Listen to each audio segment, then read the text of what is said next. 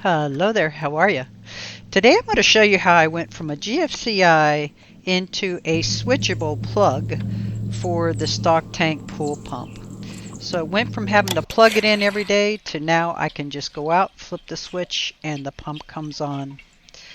So the first thing I had to do was kind of look it up and get my little brain wrapped around how I was going to hook it up. Go through my leftover parts box and get all the things that I think I'm going to need for this project. Pretty much everything that I installed here was a used part from one job or another. You never want to throw anything away, you might need it. Anyway, went ahead, got everything set up the way I thought I wanted it, and then proceeded to go out and get that little rascal right there installed. So first thing I did was turn the power off, of course. Then I had to just simply disassemble this GFCI. Now the pump doesn't have permanent power to it. It has the extension cord.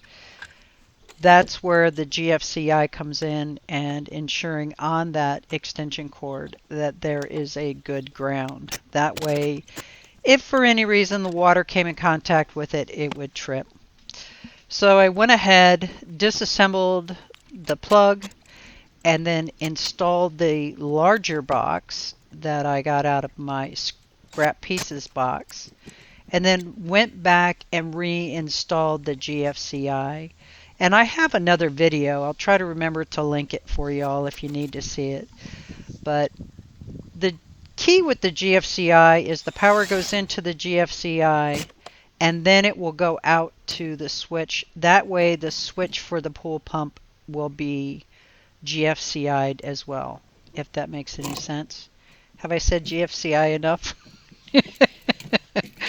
Anyway, worst case scenario is it blows a breaker and you have to hire somebody. So went ahead, got everything set up. The one thing that I did have to add was a neutral pigtail, a ground pigtail, and a hot pigtail. And that's where the black wire, the white wire, and the copper wire at the bottom coming off are.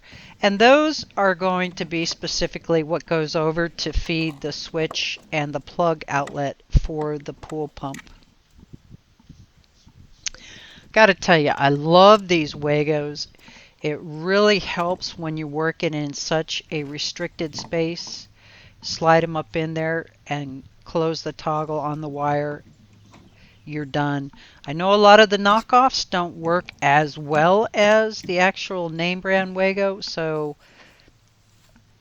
spend a couple extra bucks, get the name brand. I think you'll be much happier with it. I know that I was. I tried the knockoffs. They did not work anywhere near as well.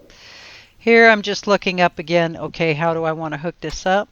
Then I was like, no, let's just play this or let's keep the screenshot up there while I'm connecting it. So it's going to be black to black, white to white, and then there's going to be the jumper that goes behind the back of this. And I did not show installing that jumper on video, but it was there in the instructions. So the logic behind that jumper is when you flip the switch, it sends the power to the plug. When you turn the switch off, it turns the plug off. And again, this box technically is not the proper outdoor box, but it was what I had, so I was making do with what I had. Because of that, I am so limited on space. I have extra wire fed through the wall there, but I cut off a lot of the excess that I had already fed out into this box, just so once I get it pushed back in there, everything will seat nicely. When you make these little hooks to put around the screws, make sure that you put the loop in the wire or the hook in the wire on the screw the same direction that you're tightening it. That way it'll tighten that down instead of pushing it back off the screw if you have it going the wrong way. I don't know if that makes any sense to y'all. And then it's a matter of just pushing the little Z folds that I had in here. Because this box is metal, pretty much I always put electrical tape around my outlets. That way, if I did want to see something, pull it out, the screws, those hot wires, are protected by the electrical tape. And this is just an old trick that an old electrician showed me years ago, and I've just followed through and continued doing it all the way up till today. Both sides, simply wrapping it with electrical tape to protect the wires.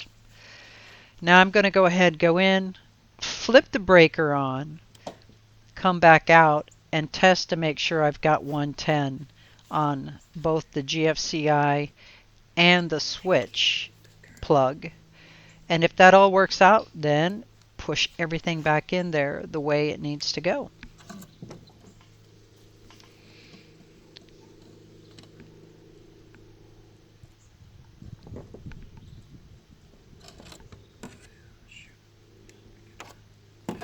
That's the other thing too. With that tape being on there, you'll notice the switch and the GFCI are moving kind of at each other, but the beauty of that electrical tape is it's protecting anything from hitting and shorting out as well.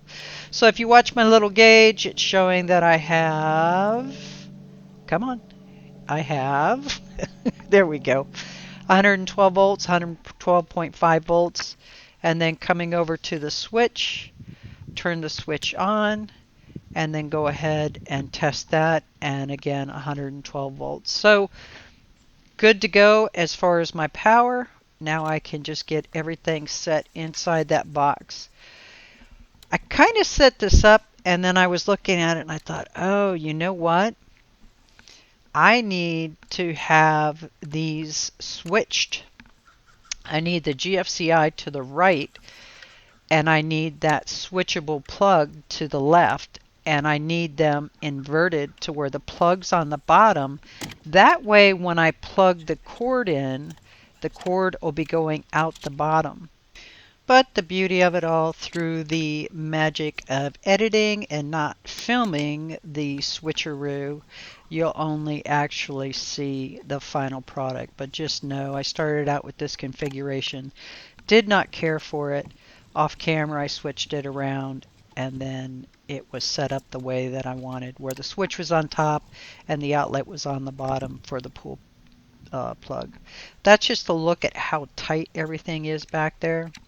And then it's just a matter of getting this rascal connected in, and I have a switchable plug for the pool pump.